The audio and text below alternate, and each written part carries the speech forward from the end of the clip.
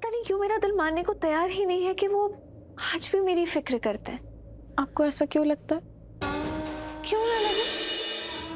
तुझे पता नहीं है क्या वो अम्मा कितनी मुंहफट है, कैसी कैसी चीजें बोल चुकी हैं मुझे। एक बार तो उन्होंने बोल भी दिया था कि मैं शिवांश के लिए अपशगुन हूँ। जब से उनकी ज़िंदगी में आई हूँ तब से उनकी ज़िंदगी दांव पर लग रही है। बार बार वो ज़िंदगी और मौत से लड़ रहे हैं। मैं उनकी खुशियाँ खा गई हूँ, उनके घर में बददुआ हूँ, मनहूस हूँ, बुरा साया हूँ। जहर से भी जहरीली बातें बोली है, तो फिर उन्हें अब मुझसे प्यार से बात करने की क्या ज़रूरत है? लेकिन नहीं, मेरे दिल को अब भी लग रहा है कि उन्हें सच में मेरी फिक्र हो रही थी। दी मैं दीवार में अपना सर फोड़ दूं या छत से नीचे कूद जाऊं? क्योंकि आप तो मेरी बात सुन ही नहीं रहे हो, आप मेरी बात मान ही नहीं रहे हो। क्या? हाँ दी, वो आपको शिवांश शीजू से दूर करने के पहले भी बहुत से तरीके ट्राई कर चुके हैं, मैं जानती हूँ। उन्होंने पहले आपसे कहा कि आप इस घर से चली जाओ, आप चली भी गई, लेकिन नतीजा क्या हुआ? आप वापस इस घर में आ गई। उनका प्लान फेल हो गया। फिर उन्होंने क्या किया? उन्होंने शिवांश शीजू को भड़काने की ट्राई की। शिवांश शीजू उनके बहकावे में नहीं आए, उनका प्लान फिर से फेल हो गया।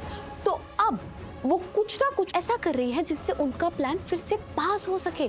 इसीलिए वो ऐसा दिखा रही है जैसे वो आपकी बहुत परवाह करती है, वो शिवांश शीजू की बहुत फिक्र करती है। वो अपनी अच्छाई का दिखावा कर रही है ताकि ऐसा करके वो सोनालिका को शिवांश शीजू के करीब ला सके और आपको उनकी जिंदगी से निकाल सके।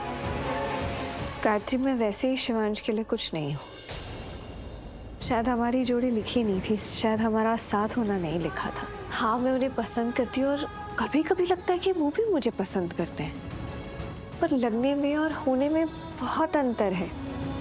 दोनों अलग चीजें हैं। पर ये बात भी तो मैं कभी नहीं भूल सकती ना कि शिवांश पहले सोनालिका के थे, सोनालिका के पहले प्यार थे, और हो सकता है कि शिवांश अब भी सोनालिका से प्यार। आप ये क्या बोल रहे हो?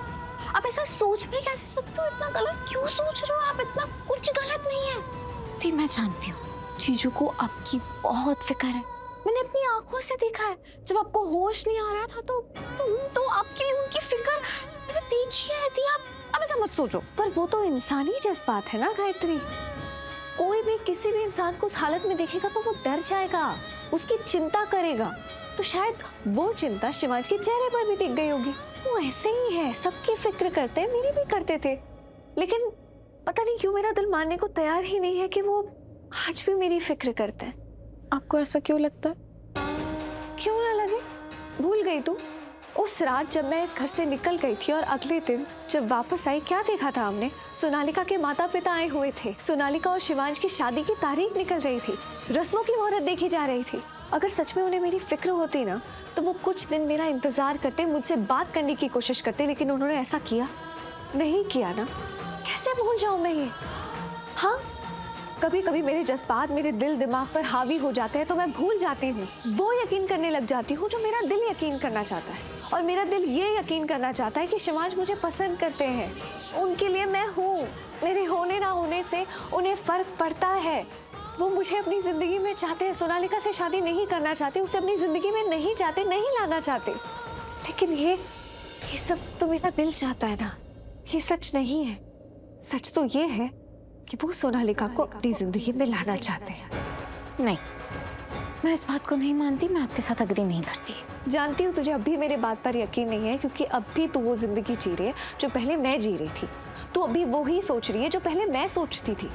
पर देखना, एक दिन ये सोच गलत साबित होगी। अगर आप इतने श्योर हो कि शिवांश शीजू सोनालिका को अपनी लाइफ में वापस चाहते हैं, तो फिर आप यहाँ क्या कर रहे हो दी? क्यों हो यहाँ पे? फिर छोड़ दो शिवांश शीजू को, चलो चलते हैं यहाँ से। मैं वैसे भी यहाँ पर एक ही महीने के लिए आई हूँ ना गायत्री। मैं यहाँ पर उनकी कुंडली के लिए आई हूँ, अपनी खुशी के लिए नहीं। उनकी कुंडली में जो मार्ग दोष है वो सिर्फ मेरी कुंडली से दूर हो सकता है। तो मैं यहाँ उनकी जिंदगी के काल से उन्हें बचाने के लिए आई हूँ, सिर्फ एक महीने के लिए आई हूँ। प्रार्थना दी, मुझे एक बात बताओ, आप जीजू से प्यार करते हो?